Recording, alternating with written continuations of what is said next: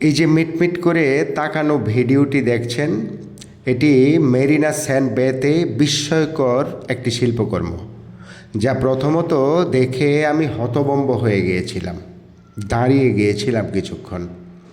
British শিল্পী mark queen planet নামক এই শিল্পকর্মটিতে নবজাতক শিশুর মাথার বিশাল আকারের একটি প্রতিরূপ নির্মাণ করেছেন।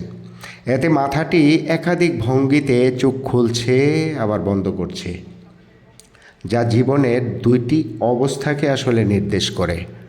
একজন নবজাতক পৃথিবীতে যেমন নতুন আসে, ঠিক তেমনি পৃথিবীও তার কাছে অভিজ্ঞতার একটা নতুন ক্ষেত্র তৈরি করে।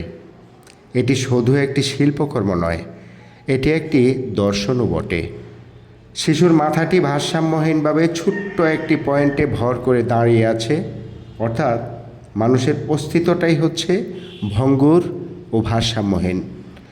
শিল্পকর্ম প্ল্যানেট এরকমই একটি ইঙ্গিত করছে যে প্রতিটি মানুষই নিজেই একটি পৃথিবী, আর একজন নবজাতকই ভবিষ্যতের একটি পৃথিবী।